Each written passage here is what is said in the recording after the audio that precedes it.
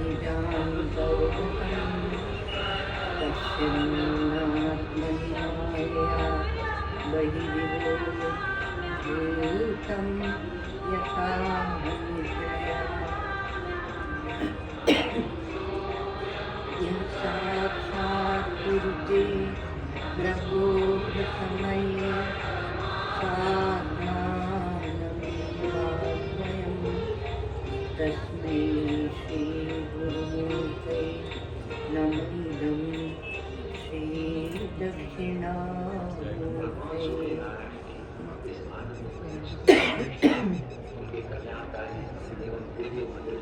भक्ति श्रद्धैकमूला विरहितविषया बोधमूलं विरक्तिर्दिध्यासा लक्षितेऽर्थे श्रवणमननजा सम्प्रसूते समाधि ज्ञानाभ्यासप्रधाना घनरतिरुदिता अन्त्यविद्यामवद्यां श्रीपूर्णानन्दतीर्थे वचसि वर्णिनी निर्भरं मज्जिताः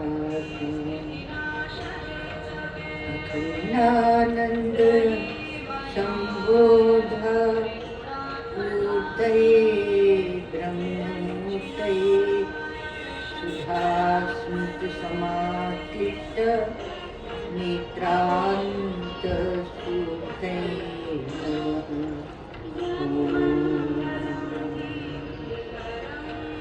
अज्ञानान्तर्जन्मपतितान् आत्मविद्योपदेशैः त्रातुं लोकान् भवदवशिखा तापुपापमोक्षमाः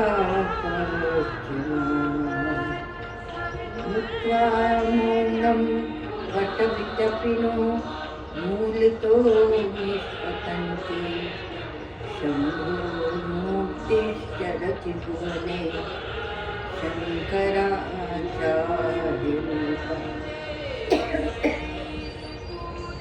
श्रुतिस्मृतिपुराणानाम् आलयं करुणालयम्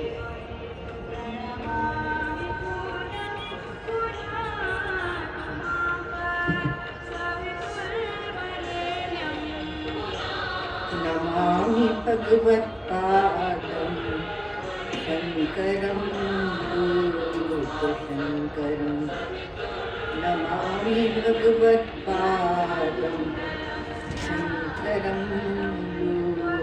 लोकशङ्करं।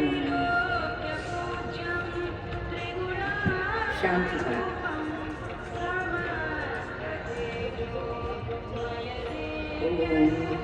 भद्रं कर्णेभिः शृणुयामदेवा भद्रं पश्येमाक्षभिर्यजत्राः स्थिरैरङ्गैस्तुष्टुवांसस्तनूभिर्यसेमहि देवहितं यदायुः।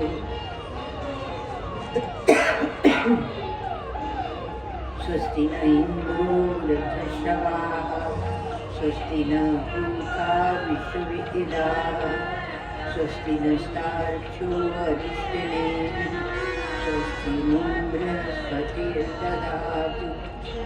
ॐ शान्ति शान्ति शान्तिः।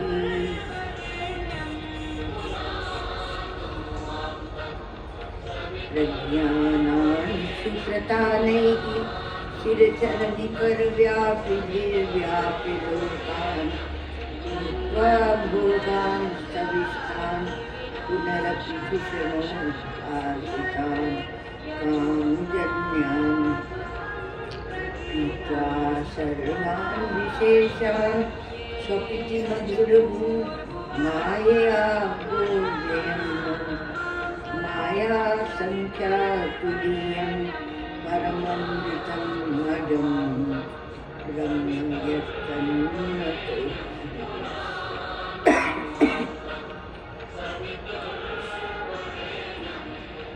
यो विश्वात्मा विधिविषयान् ग्राह्य भोगा स्थविष्ठां पश्चाच्चार्यां सन्ति भवान् ज्योतिषास्वेन सूक्ष्मं सर्वानेतान् पुनरपि शनैः स्वात्मनि स्थापयित्वा हित्वा सर्वान् विशेषान् विरचयन्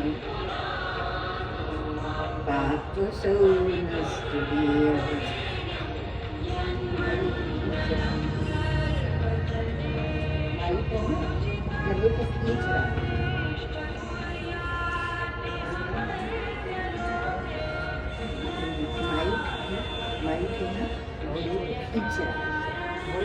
माइक आवाज खींच रहा है, वहाँ से सेटिंग कर दो। नहीं, आवाज नहीं, गले में लग रहा है, खींच रहा है।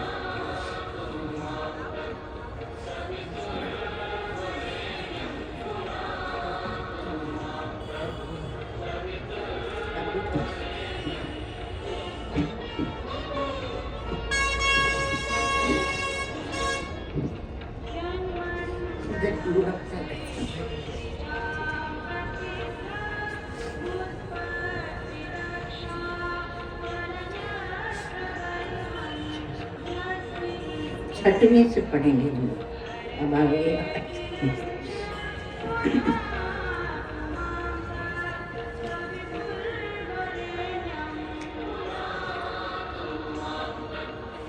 रूपकार्य समाख्याश्च भिद्यन्ते तत्र तत्र वै आकाशस्य न भेदोऽस्ति तद्वज्जीवेषु निर्णयः नाकाशस्य घटाकाशो विकारावयवो यथा नैवात्मनः सदा जीवो विकारावयवो तथा यथा भवति बालानां गगनं मलिनं मलैः तथा भवत्यबुद्धानाम् आत्मापि मलिनो मलैः मरणे सम्भवे चैव गत्यागमनयोरपि स्थितौ सर्वशरीरेषु आकाशेनाविलक्षणः संघाताः स्वप्नवत् सर्वे आत्ममाया विसर्जिताः आधिक्ये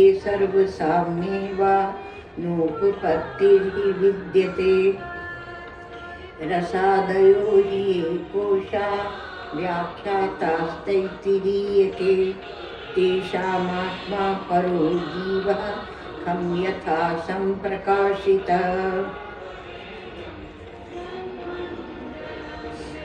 तो आठवीं कारिका में हम लोगों ने देख ली थी, उसमें बताया गया कि मनुष्य की संसार की जो वृत्ति है वो बहुत ही छोटी जगह पर जाकर और फंस गई। बहुत छोटी जगह में अहम करके बैठ गई है। तो इसलिए आप जैसे शरीर को उसमें कुछ कमी है तो उसको ठीक करते हैं, सजाते हैं, वैसे ही मन को भी आप करते रहते हैं। तो ये मन क्या हो जाता है, वो दुश्मन हो जाता है, दुर्मना हो जाता है। तो वो द्वित्व दिखाता रहता है, द्वैत ही दिखाता रहता है। अब दुश्मन और दोस्त किसको कहते हैं, जहाँ द्वित्व का अंत हो जाता है। तो द्वित्व का अस्त तो दोस्त, ऐसे श्री महाराज जी बताते, तो दोस्त है। तो ये कहाँ से आता है, ये राग द्वेष कहाँ से आता है? तो जब हम अपने संस्कारों में फंस जाते हैं, वेदांत है ना, आपके संस्कारों तक ले जाता है। तो संस्कार से आता है। और संस्कार कहाँ से आते हैं? आप जैसे वातावरण में है, जो संग कर रहे हैं, जिस संप्रदाय में है, उससे आते हैं। तो आरोपित ये गुण दोष है। और उनका अधिष्ठान से संबंध नहीं है। इसलिए वेदांत को आप संप्रदाय मत कहिए। व्यवहार में हम लोग कह लेते हैं, पर वो ऐसा नहीं कि यह भी चला लो, यह भी चला लो। तो वेदांत भी तो वैसे एक मान्यता है, विश्वास है, नहीं। वह उसकी दृष्टि अधिष्ठान में है, सत्य में है, चेतन में है। तो इसके बाद पुनः अपि युक्त में वार्थम प्रपंचयति, जो पूर्वोक्त अर्थ बताया गया था उसका ही विस्तार आगे 9वीं और 10वीं कारिका में कर रहे हैं। सुंदर, आप लोग देखें, पाठ कर लें। मरणे संभवे चैव गत्या गमनयोरपि स्थितौ सर्वशरीरेषु आकाशेन विलक्षणः संघाताः स्वप्नवत् सर्वे आत्ममाया विसर्जिताः आधिक्ये सर्वसाम्ये वा नोपपत्तिर्हि विद्यते। तो 9वीं कारिका में कहते हैं, आपको कहाँ बैठा दिया है? शरीर घट को छोड़कर उसकी थोड़ी देर को उपेक्षा कर दीजिए और आप उस चेतन आत्मा में बैठिए। तो उसमें कहते हैं कि यह आत्मा जो शरीरों में मरणे संभवे चैव, मृत्यु और जन्म, मरणे संभवे चैव, और गत्या गमनयोरपि, गति आगति, आगमन, गमना गमन, तो गति आगमन इसमें रहता है। स्थितौ सर्व शरीरेषु आकाशेन विलक्षणः, सब व्यवहार में रहते हुए भी लगता है कि ये शरीर की दृष्टि से, पर ये आकाश से अविलक्षण है। अच्छा, विलक्षण अलग पृथक नहीं है, अविलक्षण है। तो आकाश के समान यह निर्विकार है, अवयव रहित है, ऐसा यह आत्मा है। तो घटाकाश जन्म नाश गमनागमन स्थितिवत् सर्व शरीरेषु आत्मनो जन्म मरणादि आकाशेन विलक्षण प्रत्येतव्य इत्यर्थः। तो घटाकाश के जन्म, घटाकाश का जन्म हुआ और घटाकाश का नाश और गमनागमन और स्थिति के समान संपूर्ण शरीरों में आत्मा के जन्म मरणादि को आप ऐसे देखें कि वो आकाश से अविलक्षण, आकाश से भेद रही थी, अनुभव करना चाहिए। अच्छी बढ़िया बात कह दी। तो कहा कि आप आकाश में जैसे वो घटाकाश जो निर्मित हुआ और वह मरा, वह जन्मा, वह मरा, उसने व्यवहार किया, पानी ले आया अथवा उसमें कुछ भर के रख दिया गया, तो ये क्या है? भ्रांति है। आकाश दृष्टि से उसका कोई महत्व नहीं है। तो आकाश में न कुछ जन्मा न कुछ मरा। दूसरी बात कही कि संघाता स्वप्नवत् सर्वे, दोनों को साथ में ले रहे। संघाता स्वप्नवत् सर्वे, ये जो संघात बने, ये घटाकाश आदि, उसी प्रकार से उसी तद स्थानीय देह है। तो देहादि ये संघात स्वप्नवत् है, क्योंकि प्रश्न उठ जाएगा, इसलिए कहा स्वप्नवत् सर्वे आत्म माया विसर्जिता, आत्मा की माया से ही रचे हुए। आधिक्य सर्वसाम्येव नोपपत्ति विद्यते, अपेक्षाकृत उत्कर्ष है। आधिक्य अर्थात जैसे ब्रह्मा जी का शरीर बहुत दिनों तक रहेगा, अब चींटी का शरीर वो बेचारी का जल्दी से खत्म हो गया, अब भगवान गौड़पादाचार्य बैठे हैं, उन्होंने कहा हम तो दोनों को समान ही देखते। आधिक्य सर्वसाम्यवा, अर्थात किसी में अपेक्षा उत्कृष्ट देखता है अथवा सब में जो समानता है, उस वक्त नोपपत्ति ही विद्यते, न उपपत्ति ही विद्यते, उसमें कोई उसके लिए कोई युक्ति नहीं है, कोई उत्पत्ति नहीं है, कोई हेतु नहीं है कि आप ऐसा भेद बना सके। और आप तो सोचते थे हम तो हैं कुछ विशेष है, हम ब्राह्मण हैं। जैसे हमारे वेदांतों में जैसे ये अभिमान है कि मैं ब्राह्मण हूँ, उसी कक्षा का अभिमान है कि मैं शूद्र हूँ, उसमें कोई भेद नहीं। क्योंकि आपको तो सत्य को जानना है ना, तो आधिक्य सर्वसाम्यवा नोपपत्ति विद्यते। आप व्यवहार में भी इनको घटाते चलिए। तो शरीर के लिए कह रहे हैं कि ये शरीर, इसका भाष्य तो कहा कि नोपपत्ति विद्यते, ये शरीर न मैं है और न मेरा है। कम शरीर में मैं करके तो नहीं बैठते, उसे मैं नहीं मानते, पर वो औजार तो भगवान ने दिया ही है ना, तो इसलिए उसको काम में तो लेना ही है, तो उसको तो मेरा कहना ही है। यदि मैं नहीं उसे नहलाऊंगा धुलाऊंगा तो कौन नहलाएगा?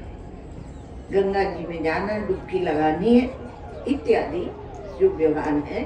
तो शरीर न मैं है और न मेरा है, ये है। तो घड़े में भरी हुई जो चीज है वह एक बात है। ध्यान से सुनिएगा, घड़े में भरी हुई, घड़ा क्या है आपके पास? उपाधि है। तो उसमें भरी हुई जो चीज है वह एक बात है, और आकाश में भरी हुई जो चीज है वह दूसरी बात है। आकाश अर्थात आत्मा ही आकाशवत जीव घटाकाशै विबोधिता। तो आकाश में भरी हुई चीज है वह दूसरी बात है। आकाश को भर दो, आकाश फूटता, घड़ा फूट जाता है, आकाश फूटता है क्या? तो घड़ा जैसे फूटता है, आकाश नहीं फूटता है। इसलिए आकाश से अविलक्षण, आकाशेन अविलक्षण, और सब शरीरों में है। तो आत्मदेव सर्वत्र है, लेकिन पूर्ण है, फिर भी वो परिपूर्ण है। अर्थात उनमें छोटा मैं और छोटा मैं मेरा यह नहीं बनता है। अपने आप को चैतन्य देखें, अपने आप को जड़ उपाधि के साथ एक न करें। तो ये जो चैतन्य है आकाश से अविलक्षण, अर्थात आकाश के समान ही इसको समझे। अब इसकी दृष्टि से जब आप देखते हैं तो कहा हम समझ गए, अद्वितीय आकाश हम है, चिदाकाश हम है, अद्वैत चिदाकाश हम है, यही जानने को तो कह रहे हैं। लेकिन यहाँ की शैली दूसरी है, इसलिए सावधानी से सुनना। तो यहाँ शैली दूसरी है। यहाँ अद्वैत शब्द भी परमार्थ नहीं है, और ये शैली वेदांतियों को इतनी अच्छी लगती है कि उसके रस में डूबे रहते, उसका आनंद लेते हैं। महाराज कहा कि यह अद्वैत शब्द भी परमार्थ नहीं है, चिदाकाश शब्द भी परमार्थ नहीं है। अब लोग, हम तो बड़े खुश होते थे कि हम चिदाकाश हैं, तो चिदाकाश शब्द भी, शब्द को लेकर जो ये शब्द रखा फिर वो शब्द रखा, तो वो विचार की कोई उत्तम शैली नहीं। ये तो शास्त्र की एक मजबूरी थी कि आपको शब्द देना था। ऋषि मुनियों की भी एक असमर्थता थी, इसलिए शब्द दिए गए। एक सज्जन है, वो हमसे हमेशा ऐसे कहते हैं कि वो शब्द से परे है ना। हाँ, शब्द से परे, तो फिर उसका वर्णन क्यों करते हो? चुप होके बैठो ना। बात बहुत बढ़िया, उनका बात तो आपकी बहुत बढ़िया है, लेकिन हमारे गुरुदेव कहते हैं कि जैसे तुमने शब्द से सुन के जाना वैसे ही बताओ, तब तो परंपरा चलेगी। चुप होके बैठ जाने से कोई वेदांत की परंपरा नहीं चलती। तो सब किसकी परंपरा चलाना चाहते? देह की। हम नहीं कहेंगे कि उपासना की, हम नहीं कहेंगे कि योग की, हम कहेंगे देह की परंपरा चलाना चाहते। इसको आप समझना, बहुत बड़ा कटाक्ष कर दिया हमने, पता नहीं गंगा जी ने करवा दिया। तो ये सब व्यवहारिक है। जब आप कहते अद्वैत, इतनी हिम्मत केवल वेदांत के पास है, इस अद्वैत के पास है कि वह सबका निषेध कर सके। इतनी हिम्मत किसी के पास नहीं, इतना साहस नहीं। इसलिए क्या कहा कि अद्वैत शब्द भी परमार्थ नहीं है और चिदाकाश शब्द भी परमार्थ नहीं है। तो क्या है? का व्यवहारिक है। एक व्यवहारिक सत्ता होती है, एक पारमार्थिक, आप जानते, एक प्रातिभाषिक सत्ता, एक व्यवहारिक सत्ता, एक पारमार्थिक सत्ता। ये सब पहले ही आप वेदांत में पढ़ लेते हैं।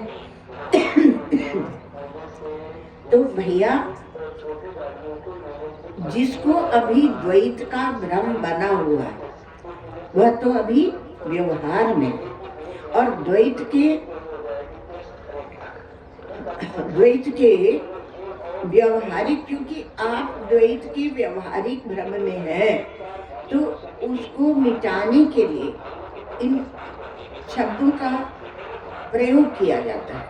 तो जब उसी समसत्ता, जब व्यवहारिक रूप से आप द्वैत मान रहे हैं, तो उसको मिटाने के लिए अद्वैत या अद्वैत आदि शब्दों का प्रयोग किया जाएगा। तो समसत्ता हो गए ना।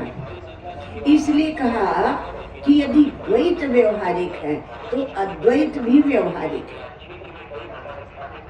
वो किस दृष्टि से बोला जा रहा है उसको समझना पड़ता है। तो वह अज अद्वय है, अजाद्वय, वह चैतन्य चिदाकाश है। तो इन शब्दों का प्रयोग भी उसी के लिए है जो अभी भेद दृष्टि में बैठा है। तो यहाँ जब कहते हैं कि स्थितौ सर्व शरीरेषु आकाशेन विलक्षणः, तो चाहे ब्रह्मा का शरीर हो और चाहे चींटी का, वो तो एक ऐसे यहाँ से और वहाँ तक ऐसे बता देते हैं। अब अपने व्यवहार में आप लगा लेना, जिसका भी शरीर हो, शरीर में एक ही पंचभूत है। वो क्या बोलते हैं आजकल, एक शब्द बोलते हैं, वो सेलिब्रिटी, क्या बोलते हैं? सेलिब्रिटी। तो सेलिब्रिटी मतलब वो विशेष होते हैं, तो विशेष होते हैं, उनके पीछे दौड़ते हैं, फोटो खींचने वाले बोलते हैं। वो हवाई जहाज से उतरे तो उनके पीछे फोटो खींचने, वो बाजार में जाए तो उनके पीछे फोटो खींचने, तो पत्रकार लोग दौड़ते हैं। तो क्या होते हैं? सेलिब्रिटी होते हैं। अब वो जो सेलिब्रिटी होते हैं वो भी पंचभूत के बने होते हैं और कोई महत्ता नहीं है। आकाशेन विलक्षण, आकाश से कोई वो पृथक नहीं है और सब आकाश ही हो जाएंगे। थोड़ी देर को फुरफुराएंगे, आकाश से पैदा हुए फिर आकाश चले गए। आदर्शनाद आपतिता पुनश्चादर्शनम गता आदावन्ते चयन नास्ति वर्तमाने पिता तथा। थोड़ी देर को वह आकृति दिखती से है, उसमें हम अपना समय क्यों बर्बाद करें। हम पूछते हैं कि क्या हमारे पत्रकार मनुष्य की बुद्धि को और दूसरी दिशा में नहीं मोड़ सकते, क्यों वहां फंसा के रखते हैं। तो कहा कि एक ही पंचभूत है और वो पंचभूत बराबर है, इसलिए आकाश से अभिलक्षण है। आगे का इसलिए भी ले लिया था कि उसमें कहते हैं कि समस्त संघात स्वप्नवत् सर्वे, स्वप्न के समान है और उसमें और आत्मा की माया से ही रचे हुए, आकाश से रचे, आत्मा की माया से रचे। उसमें आप आदित्य सर्व सौम्य अपेक्षाकृत उत्कर्ष या सबकी समानता में भी कोई हेतु नहीं। तो कोई विशेष है और कोई जो कि बहुत सालों तक जिएगा पर मरेगा तो। आदित्य सर्वसाम, ब्रह्मा जी की आयु बहुत बड़ी है और बेचारी चींटी की आयु नहीं है। अब बताएं, ऐसा है कि अजातवाद ऐसा नहीं है कि गौड़पादाचार्य जी महाराज ने दिया, उसके पहले सुखदेव जी भी जानते थे और वशिष्ठ जी योग वासिष्ठ में तो ऐसा निरूपण किया और ताल ठोक के कह दिया उन्होंने हिम्मत से कि जो योग वासिष्ठ का 3 बार अनुशीलन कर लेता है उसको यही मोक्ष है। तो उसमें वो भी ऐसे ही कहते हैं कि चाहे इसका शरीर हो चाहे उसका शरीर हो, कोई विशेषता नहीं। क्यों? क्योंकि जब पंचभूत है ही नहीं तो बराबर क्या होंगे। कहा कि जो मोटा है उसके पास ज्यादा पंचभूत है, पतला है उसके पास कम पंचभूत है। तो कहा न कोई छोटा है और न कोई बड़ा है और न बराबर। आधिक्य सर्वसाम्यवा, आधिक्य सर्वसाम्यवा, अधिकता लगाओ अथवा तो समता लगा दो, उसकी भी कोई युक्ति नहीं है। अब जो है ही नहीं तो उसमें क्या युक्ति लगाओगे। आकाश से हमने अंगूठी बनाई कि कंगन बनाया, तो अंगूठी तो छोटी सी थी और कंगन बड़ा सा था। तो कहा कि नहीं, हमारी दृष्टि में सब समान है। ये समता है, ये जो शास्त्र है हमें उस समता में प्रतिष्ठित करते हैं जो सब तत्व की समता है। तो वो समता नहीं जो आजकल समता सिखाई जाती है, वह समता ठीक नहीं है। क्योंकि उसमें क्या होता है कि हम वो समता में भी उससे भी बंधते हैं और जब हमारे जीवन में आज्ञा पालन है तो हम बहुत आगे निकल जाते हैं। कोई बड़ा नहीं छोटा नहीं, सब बराबर है क्योंकि सब पंचभूत है। तो यह दृष्टि है और दृष्टि ही नहीं है। तो कहा कि हम लोग चल रहे अजातवाद की, एक वैज्ञानिक दृष्टि है उसकी ओर चल रहे हैं। और यदि आपकी समता की दृष्टि नहीं है तो अजातवाद की स्थापना नहीं हो सकती आपके हृदय में। अब यहाँ पर कहा कि भाई तुम जब किसी का जन्म देखोगे, वही युक्ति जो पहले आपको बताई कि जब आप किसी का जन्म देखोगे तब तो अजातवाद लाओगे ना। अत्यंत चतुर गौड़पादाचार्य जी महाराज, इसलिए बोलते ये अजाति, ये अजातवाद वह भी क्या है, कल्पित है, सांप्रतिक है। तो सांप्रतिक है माने कल्पित है। ये अजातत्व भी कल्पित है। आपको क्या बताया, अद्वैत कल्पित है, परमार्थ नहीं है।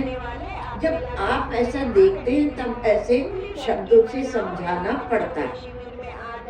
उसी प्रकार से जातिवाद भी कल्पित है,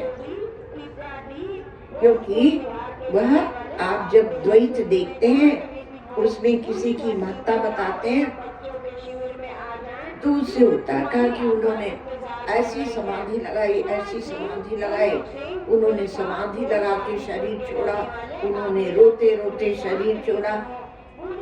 इस सब में फंसना नहीं, क्योंकि वह आत्म माया विसर्जिता, वो सब माया के विसर्जित ही हैं। तो ये जो आभास आपको बताया था कल, पंचदशी का आभासवाद है और भ्रांतिकार का अवच्छेदवाद है। तो पंचदशीकार का विचार सागर, पंचदशी, ये सबका आभासवाद है और भ्रांतिकार का अवच्छेदवाद है। ये प्रक्रिया है जिनसे आप समझते हैं। तो जैसे जल में सूर्य का प्रकाश पड़े तो आभास है सूर्य का, और अवच्छेद अर्थात उस तत्त उपाधि से विशिष्ट हो जाना या उस अवच्छेद में आ जाना। तो लेकिन ये अद्वैतवाद जो है, वेदांतों में जो प्रक्रिया है उनको बाद कह दिया गया। तो आभासवाद हो कि अवच्छेदवाद हो, किंतु अद्वैतवाद है यह कोई चुटकुला नहीं है, ये मुकुटमणि है, ये सब में श्रेष्ठ है।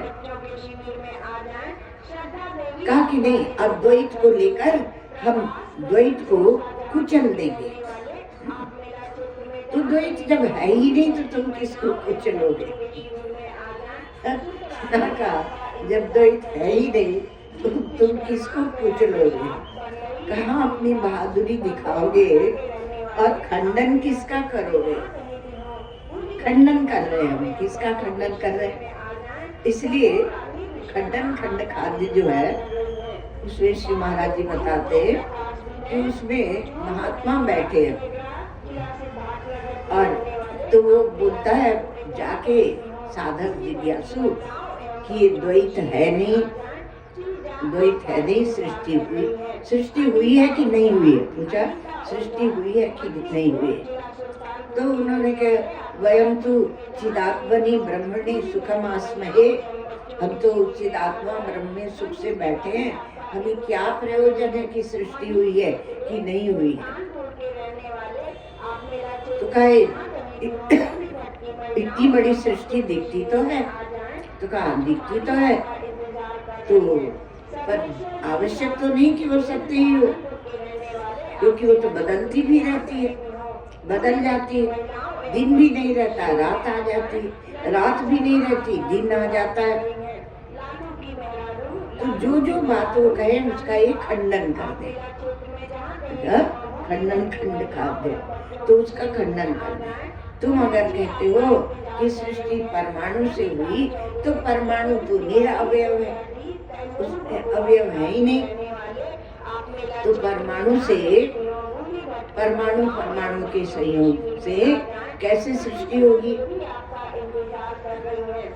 तो हाथ आंख पाँव को ताकत आपने दी है, तो इसलिए सभी कुछ जो है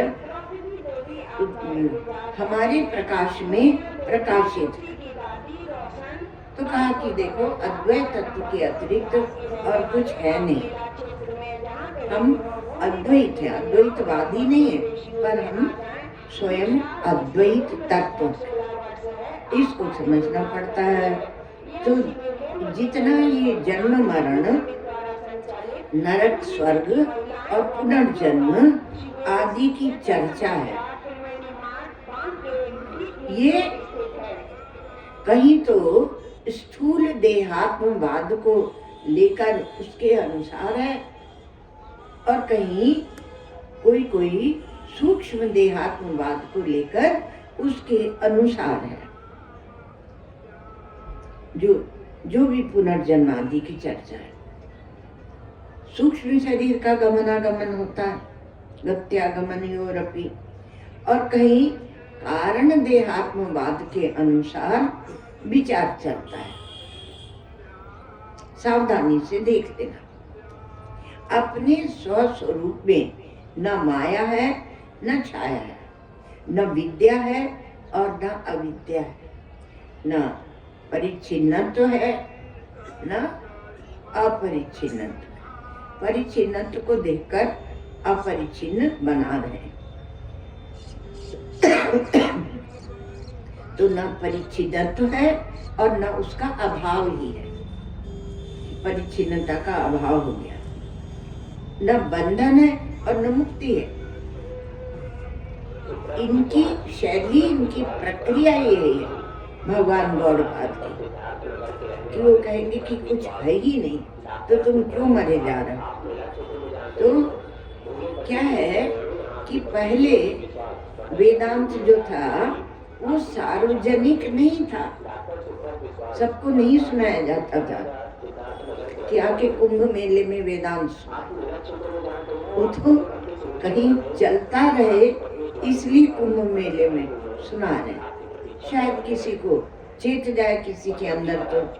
तो पहले तो गुरु के पास जाते थे तो गुरु पहले उसको उसका अंतःकरण शुद्ध करवा लेते थे, उसको रगड़ा जाता था, उसको घोंटा जाता था, उसकी परीक्षा की जाती थी।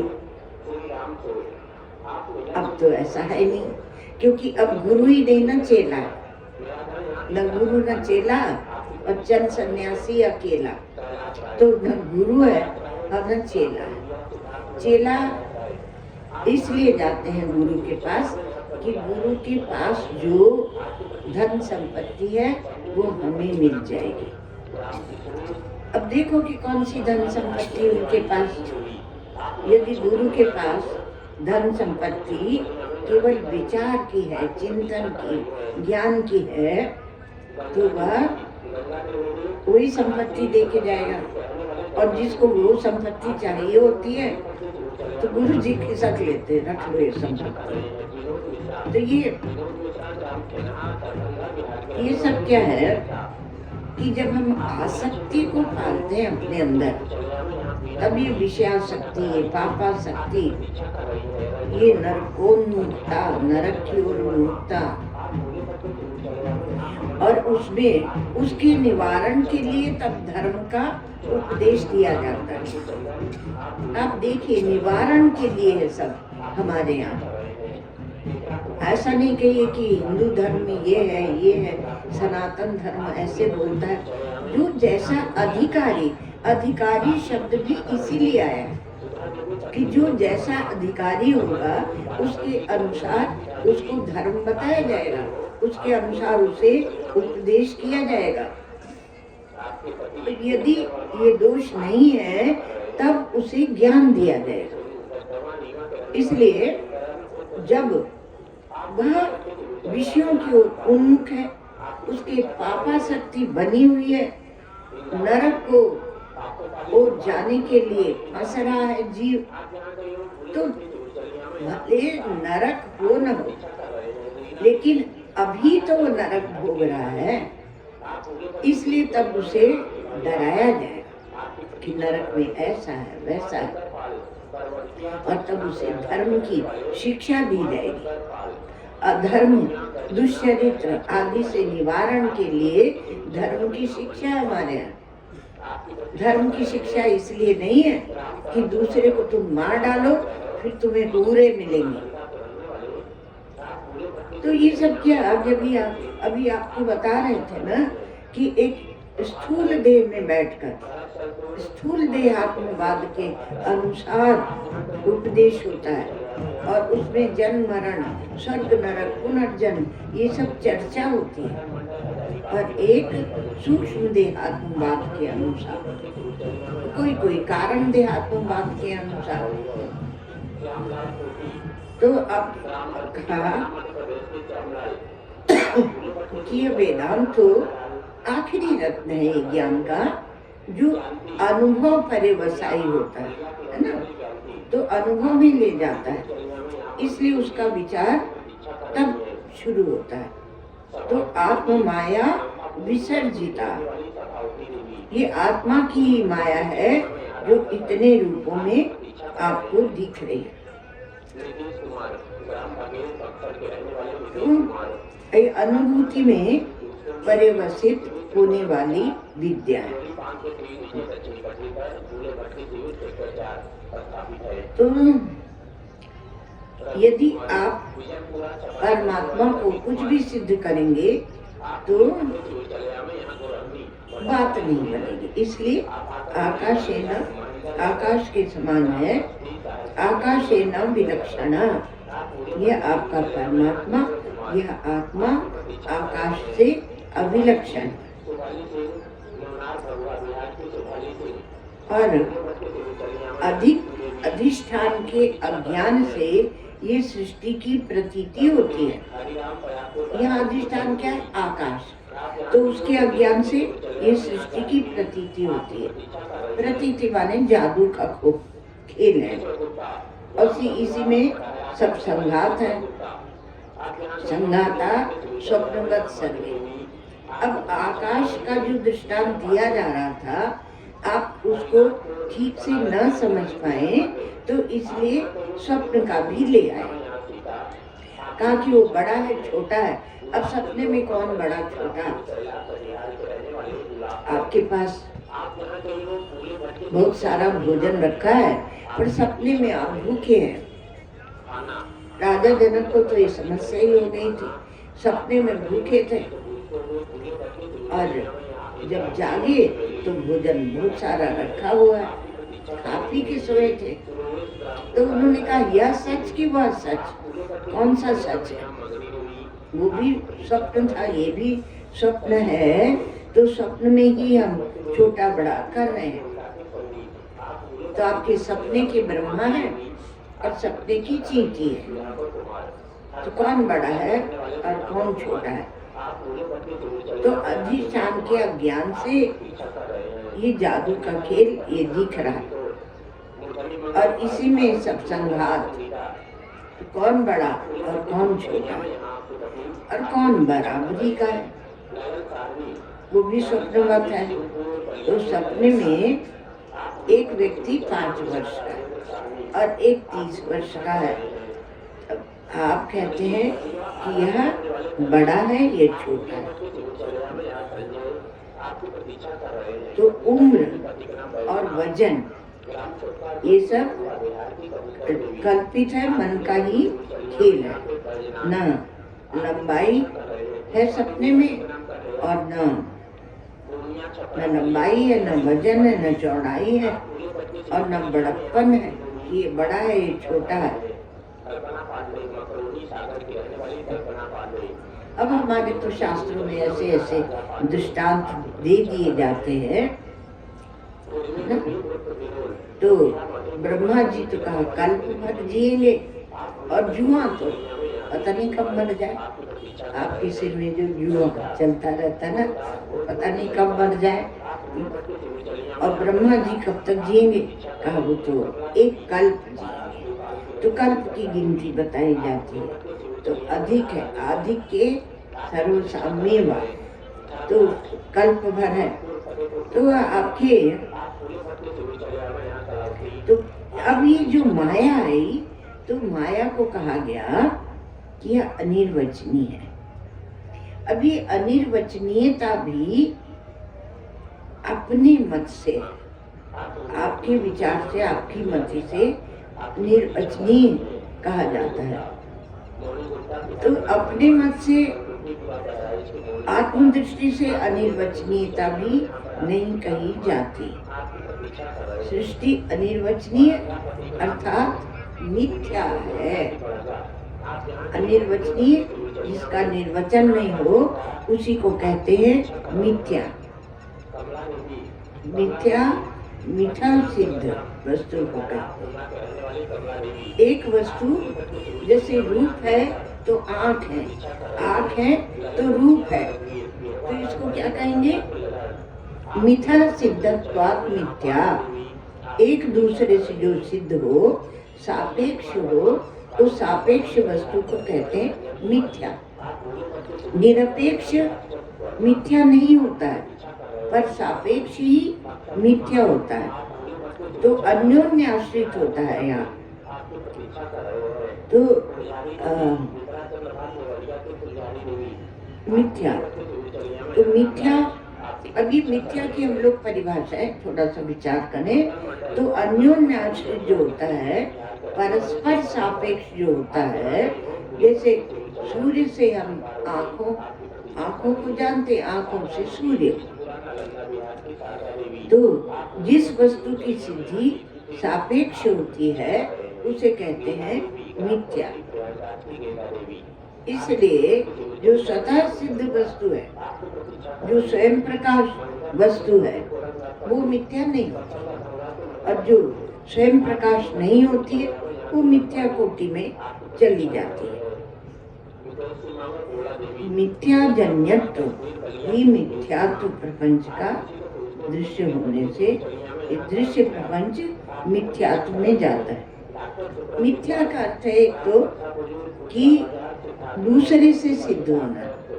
आपका ये जो संसार है ये किससे सिद्ध होता है? आप हैं तो सिद्ध है, आप नहीं है तो ये सिद्ध नहीं है। आप मुझे पीछे डूब गई दुनिया। तो मिथ्या अर्थात विकारी होने से भी मिथ्या हो जाता है, बदलने से भी मिथ्या हो जाता है, और स्वयं सिद्ध नहीं होता है, स्वयं प्रकाश नहीं होता है, दूसरे को उसकी सिद्धि करने की जरूरत है। तो मिथ्या होता है विकारी होने से, और मिथ्या होता है दूसरे की अपेक्षा से, अन्य की अपेक्षा से। जो स्वयं प्रकाश नहीं है उसे अन्य की अपेक्षा होगी। तो मिथ्या होने की जो बहुत सी युक्तियां दी जाती हैं, उसमें एक बहुत सुंदर युक्ति है, परिभाषा है कि स्वाभावाधिकरणे भासमानत्वं मिथ्यात्वम्। अपने अभाव के अधिकरण में जो भासे वह मिथ्या। तो एक तो यह है कि अपने अभाव के अधिकरण में भासे, जगत वहां भासता है जहाँ है नहीं, आकाश में भासता है और आकाश में है नहीं। और दूसरे कहते हैं कि अधिष्ठान के ज्ञान से जो निवृत्त हो जाता है वह मिथ्या। जब हम अधिष्ठान सत्य को जान लेते हैं तो इसकी कोई सत्ता नहीं रह जाती जगत की, तब इसलिए वह मिथ्या है। तो स्वरूप के अज्ञान से भासमान होने के कारण मिथ्या, और समकक्ष प्रमाण से ही सिद्ध होना।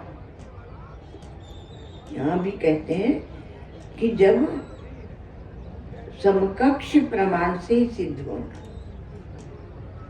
अब जगत को कौन सिद्ध करेगा? जगत ही सिद्ध करेगा। आपकी आंख कान नाक आदि भी जगत है, माने दृश्य है। इसलिए दृश्यत्वात् विकारित्वात् ये मिथ्या के ये सब गणित लगाए जाते हैं। एक तो अनित्यत्वात्, दृश्यत्वात्, विकारित्वात्, और ज्ञान निवर्त्यत्वात्, ज्ञान से निवृत्त हो जाता है, निवृत्त हो जाता है। जब तक अज्ञान बना हुआ है तब तक ये फलता फूलता रहता है। तो समकक्ष प्रमाण से ही सिद्ध होना ये भी मिथ्या का लक्षण है। तो मिथ्या जो सृष्टि है वह मिथ्या प्रमाण से सिद्ध हो रही है। तो मिथ्या प्रमाण आपका अंतःकरण और आपकी इंद्रियां, और इसलिए सृष्टि को कहते हैं अनिर्वचनीय। अनिर्वचनीय का क्या अर्थ होता है? क्या अर्थ होता है अनिर्वचनीय का? अभी बताया था। असली में तो बोलते बोलते हमें भी नींद आती, मिथ्या मिथ्या करते। इसलिए प्रश्न पूछ रहे हैं कि अनिर्वचनीय का क्या अर्थ होता है। अनिर्वचनीय का क्या अर्थ होता है? अनिर्वचनीय का अर्थ होता है मिथ्या। तो इसमें वेदांतों में कहते हैं अनिर्वचनीय शब्द दो प्रकार से प्रयोग होता है। एक वांग मनसा अगोचरत्वम मिथ्यात्वम, जो मन वाणी से परे है उसे कहते हैं, वो मिथ्यात्वम नहीं है। वांग मनसा अगोचरत्वम ब्रह्मत्वम, जो मन वाणी से परे है वह ब्रह्म है। और एक कहते हैं कि जो मिथ्या है वो मन उसका जिसका निर्वचन नहीं हो सकता उसको अनिर्वचनीय कहते हैं। तो निर्वचन किसका नहीं होता?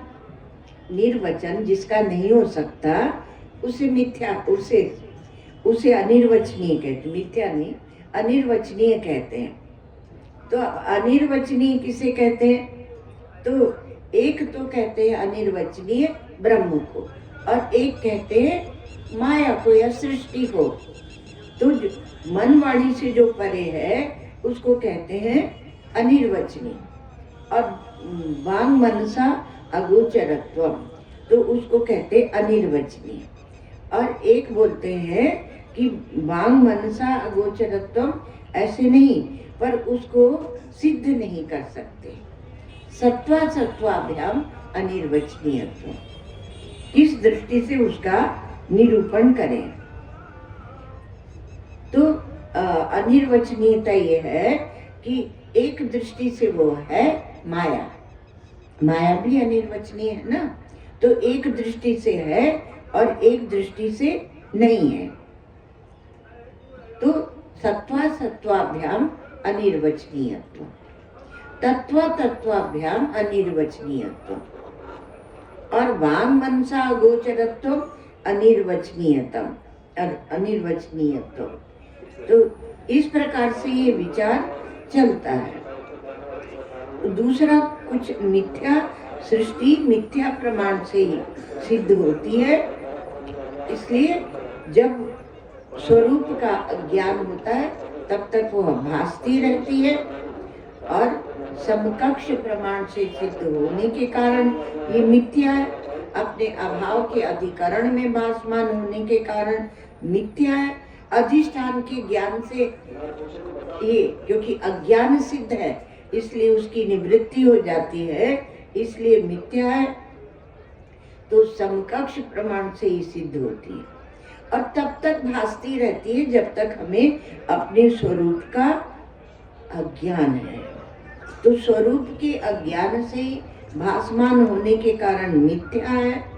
तो ऐसा इसमें, क्योंकि ब्रह्म के सिवाय दूसरा कुछ है नहीं, इसलिए सृष्टि जो भासमान है यह मिथ्या है। इसलिए संगाता स्वप्नवत् सर्वे, सब स्वप्न की समान है। और आत्म माया विसर्जिता है, आत्मा की माया से ही रचे हुए हैं। और इसमें आप कुछ उत्कर्ष, कुछ आप हीनता की भावना किसी को लाने की जरूरत नहीं, क्योंकि आधिक्य सर्वसाम्यवा नोपत्तिर विविद्यते। घटादि स्थानीय, 10वीं कारिका देखें, घटादि स्थानीयस्तु देहादि संघाता। घट आदि के स्थान में क्या है? देहादि संघात। उतने में ही नहीं छोड़ दिया, कहा स्वप्न दृश्य देहादि वन माया विकृत देहादि वच्च आत्म माया विसर्जिता। तो कहा कि जब स्वप्न में जैसे आप दृश्य देखते हैं वैसे ये दिखते हैं, स्वप्न दृश्य देहादिवत और माया विकृत देहादिवत च आत्म माया विसर्जिता। तो स्वप्न में रचे हुए देह के समान अथवा मायावी आदि के द्वारा रचे हुए देह के समान आत्म माया विसर्जिता, ये आत्मा से रचे गए। आत्मनो माया अविद्या तथा आत्मनो माया अविद्या तया प्रत्युपस्थापिता न परमार्थता संति इत्यर्थः। कि आत्मा की माया जो अविद्या है, आत्मा माया ये अविद्या है, कल इसका और विचार करेंगे। तो आत्मा की माया जो अविद्या है, न परमार्थता संति, वो वास्तव में नहीं है, परमार्थता नहीं है, वास्तव में वह नहीं है। न विद्यते इति अविद्या, अविद्या अस्ति इति अविद्यायामेवास्तित्वा प्रकल्प्यते। ब्रह्म दृष्ट्या तो विद्येयम न कथंचन युज्यते। तो अविद्या है, ये हम अविद्या में बैठकर ही सिद्ध करते हैं। हम इस जगत में बैठकर ही जगत को सिद्ध करते हैं। जरा आत्म तत्व में बैठो तो सही। तो अविद्या अस्ति इति अविद्यायामेवास्तित्वा प्रकल्प्यते। ब्रह्म दृष्ट्या, ब्रह्म की दृष्टि से तु अविद्येयम न कथंचन युज्यते, तो अथवा दृश्यते, पर ब्रह्म की दृष्टि से अविद्या है नहीं, इसलिए इसका नाम रखा गया अविद्या। न विद्यते है नहीं, और सारे खेल ये दिखा रही है। आपने विचार नहीं किया तब तक ये अविद्या है, आप विचार करेंगे तो अविद्या नहीं है। ये हमारे वश की बात नहीं है। जो साधु लोग हैं वो करें, ऐसा नहीं है। इसलिए हमारे देश में सब दृष्टांत रखे गए, कहा सबको ज्ञान हो सकता। कृष्णो भोगी शुकस त्यागी, राजा न हो, सब दृष्टांत। जनक आदि वो राजा है, फिर भी उनको ज्ञान हुआ। तो सब प्रकार से किसी को भी इसलिए कोई भेद करने की जरूरत नहीं। अधिकारी चाहिए, अधिकारी चाहिए। जो अधिकारी जो चाहता ही नहीं है तो उसको कैसे सिखाया जाएगा। तो आत्मनो माया जो वो है, और आत्मनो माया विद्या, आत्मा की माया क्या है, अविद्या। तया प्रत्युपस्थापिता, उसके द्वारा आपको वहाँ प्रस्तुत किया। प्रत्युपस्थापिता माने प्रस्तुत किया गया है, न परमार्थता, वास्तव में है नहीं।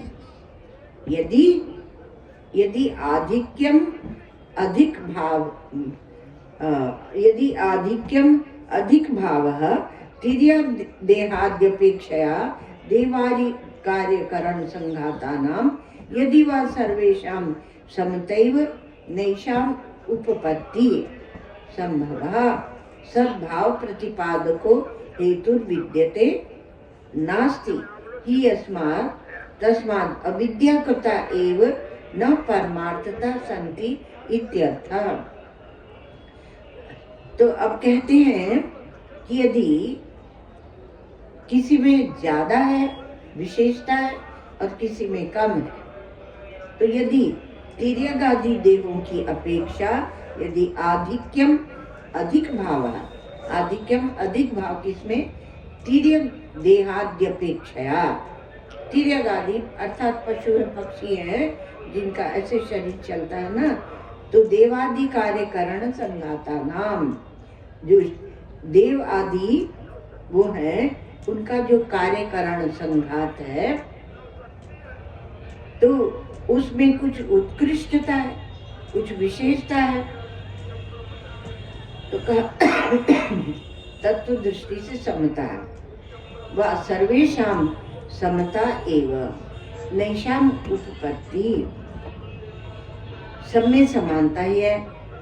तो संभव सद्भाव प्रतिपादको हेतु विद्यते नास्ति, तो उनके सद्भाव का प्रतिपादक कोई, सबकी समानता ही है, तो उनके सद्भाव का प्रतिपादक कोई हेतु नहीं है। यस्मात् तस्मात् अविद्याकृता एव न परमार्थता संति। तो माया इसलिए रख दिया क्योंकि कहा कि उनके सद्भाव मतलब उनके ठीक ठीक होने का प्रतिपादक कोई हेतु नहीं है, इसलिए वो अविद्याकृत ही है। इसलिए संगाता स्वप्नवत् सर्वे, परमार्थता नहीं है। स्वप्नवत् सर्वे, स्वप्न के समान है वो सब। क्योंकि कोई एक तो युक्ति ही ली कि पंचभूतों से बने हैं, तो उनमें जो आप भेद बनाते हैं तो उसका कोई कारण नहीं है, क्यों भेद बना रहे हैं। इसकी चर्चा बहुत सुंदर आएगी, आप कल अवश्य सुने। ओम सर्वे भवन्तु सुखिनः, सर्वे सन्तु निरामयाः, सर्वे भद्राणि पश्यन्तु, मा कश्चित् दुःखभाग् भवेत्। असतो वा सद्गमय, तमसो मा ज्योतिर्गमय, मृत्योर्मामृतं गमय। ॐ पूर्णमदः पूर्णमिदं पूर्णात् पूर्णमुदच्यते, पूर्णस्य पूर्णमादाय पूर्णमेवावशिष्यते। ॐ शान्ति शान्ति शान्ति।